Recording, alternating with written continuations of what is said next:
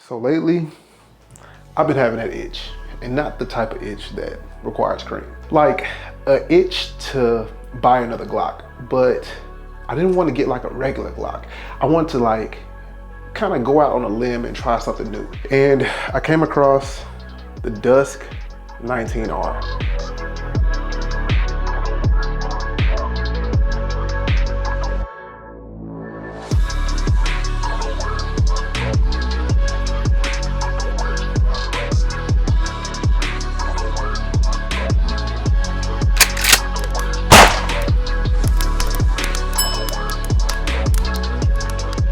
Yo, what's good with y'all, man? Welcome back to the channel for another fire ass video. Now today we are talking about the Dusk 19R. So I was out hunting for a new gun and I came across this bad boy, right? Basically, long story short, it was kind of like my flavor. It was Glock 19-esque, but it had something a little different. It had like this 19-degree grip angle. That's what kind of attracted me to it, because I'm gonna be honest with you guys, I kind of started getting like a little pain in my arms, or like, should I say in my wrist? Not for that reason, bro, relax. But pointing a Glock, it's like you're pointing down. And so that's what kind of, if you remember my last video, I told you guys that I was looking for something more of an American style grip angle, you know, 2011, 1911, blah, blah, blah, blah. But that's what attracted me to this gun. I told myself that, you know, I love the Glock platform, but I just hate the grip angle. But originally I tried to solve this problem with the Zev, and I just kept having problems with it. And it got to the point where the gun was so expensive, I didn't even want to deal with it anymore. So I'm not for sure if it was a manufacturer problem or a me problem, because I did buy the gun secondhand. Now, this is a collaboration between Lone Wolf Arms and Rainier Arms. As y'all know, I'm an EDC advocate. And this kind of Glock 19 profile really caught my eye. And y'all let me know what y'all think about it after or during the video. If you do or do not have this gun, let me know what you guys think. But we're gonna go ahead and break this gun down ass to mouth in typical fashion. Let's start with the back. The back has this beaver tail. And the beaver tail, honestly, is one of the most important parts of a gun to me. So I got like ET fingers, like I really got like a big hand. And I find myself getting slob bite more times than not with most firearms. So in the firearm that like I decide to carry, I really wanted to have like a beaver tail. Now, is it a must? Not really, but it helps, it helps. So this gun does have what I would call an exaggerated beaver tail on it, which really helps me feel more comfortable with the gun. Now, this is just my initial impressions. Things could change when we make it to the range, but right now we're talking about, you know, first looks. Now, we do have that 19-degree grip angle, so it's not as pronounced as like a Glock 19 or a Glock 17 or a Glock X, Y, and Z. I don't know if I'm getting older or not, but I'm starting to notice like a little bit of pain in my wrist as I'm starting to like aim with a Glock. Y'all let me know in the comment section if you've experienced the same, but that's what's kind of making me lean more towards 2011, 1911 style grip angles. But the texture of this bad boy, I will tell you, it is very, very aggressive, but not the type of like SIG P365 aggressive where it's gonna exfoliate your belly button. This is like more so of, I can imagine this thing really holding my hand in place as I'm shooting it. It's not so fine that it irritates me. But again, I could be wrong. Now that grip texture is on the sides, on the front, and the back. Now, as we make our way towards the bottom, it has like a little lip right here. And I mean, I get the purpose of it is kind of to act like, you know, something that kind of like a reference point. It's to like hold my hand in place and give me like a reference of where my hand is with the gun.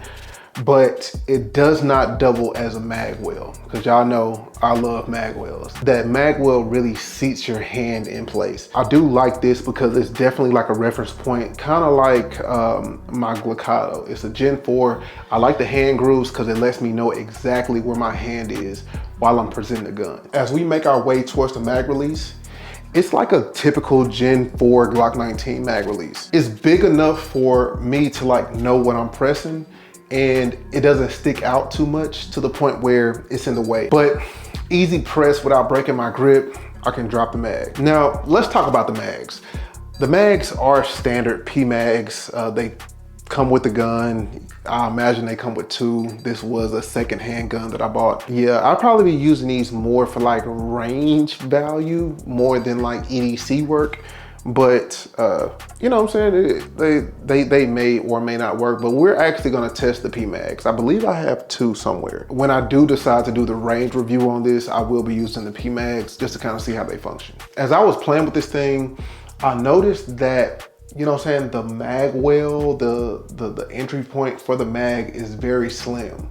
It's kind of like that little skinny booty girl that's standing in front of you in the Chipotle line. That's what this kind of reminded me of. It's very slim. I would definitely want a mag well on this compared to, like, you know, my standard Glock 19 Gen 5. It is definitely beveled on the inside, but I would want it to be a little bit more pronounced so I feel more comfortable slapping that mag in. So far, I have not had any issues, you know, just cut the video. So far as of now, I have not had any issues, you know, slapping a mag in because I'm very good with, like, you know, hand placement and stuff. And so I want this finger, honestly, but again, I got long fingers, but I want my finger to hit my hand right here. And that's how I know I'm in the right spot, you know? So I don't release like this grip until I feel this finger pressing on this hand, all right? And then we just pretty much go from there. But I mean, other than that, you know, it's cool, it's cool. Now we do have a very pronounced undercut right here. And that is one thing I wish I had in my Glocks, because that Glock knuckle is a beast. Now we don't have a double undercut. Now it is slightly curved and I feel like it'll do the job, but again, we'll see once we make it to the range. Now up top, I have the new Solid Chameleon, man. This is gonna be your SRO dupe, but this thing is dope, bro. Like, now it has a 3 MOA dot on it, and this bad boy is crisp. So, you know, of course, I'm going to highly recommend picking up that Solid Chameleon. Now the Solid Chameleon does have a big window around it, so it is easy to pick up that dot. Now, me personally, I'm more of a 1.5 MOA type of guy. The smaller the dot, the better, because that helps me with accuracy when I'm hitting at distances. But I can definitely make the 3 MOA work just as well. Now the trigger, I'm not gonna lie, I have like some kind of like hard feelings about the trigger. All right, so check the trigger out. I want y'all to see, can y'all see the trigger? All right, now check this trigger out. All right, so this is where I hit the wall, right?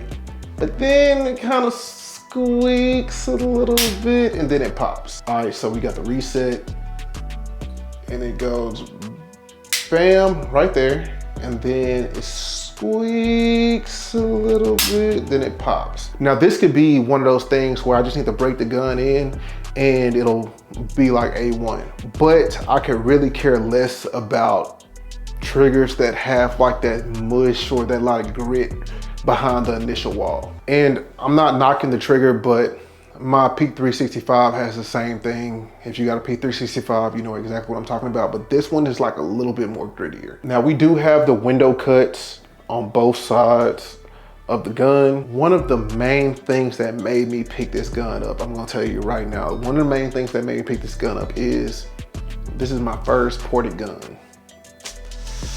It got the port up top, man. All right, so I definitely wanted to see how it ran and, you know, just kind of see like how flat it really could be. Now, pretty much I carry a stock Glock 19 Gen 5, no ports, no comp, no nothing. Not to mention, like, the colors are kind of the same, but it's a black slide gray grip, and this one's a gray slide black grip. Now, just so y'all can see the difference, this is my Gen 5 Glock 19, and this is the Dusk 19R. And if y'all didn't know, gray and black is kind of like it's like my color scheme. So we do have the pick rail up front for a light, and we have the green tritium up front so I can see in the dark. So even though I got this thick optic up front, it still has a lower thirds co-witness with the stock sights, so I don't even have to replace the sights. We have more stippling right up here to act as a gas pedal. And the funny part about this is indented on both sides. One of two things that I noticed about this gun that I'm really starting to appreciate is, first thing is that the slide release is kind of indented into like this casing, right? When I shoot Glock 19s, Glock 17s, whatever, I tend to ride the slide release. And that can induce me riding the slide release and pretty much me like prematurely engaging the slide lock. Another thing that I appreciate is how far out the takedown lever stick. I feel like when I'm trying to take down like my typical standard Glock, I really have to dig in there and pull those like little levers down. With this, I don't have to do that. Like, they stick out, they're pronounced. I don't have to use my nails to actually pull it down. If I was to change a few things about this gun, I would change two things. First thing being is I would add a mag well to this. Even though it does have like a little hook at the bottom, I would need something a little bit more pronounced. The second thing is the trigger. Y'all let me know in the comment section what y'all think about the Dust 19R. Range review is coming soon. I'm gonna tell you right now, like, this grip has been exfoliating my hand, bro. But other than that, man, y'all let me know what y'all think about this gun in the comment section. Let me know if you have this gun. Mod suggestions, you know, leave them in the comment section and we're gonna go from there, all right? Until next time, let's get it.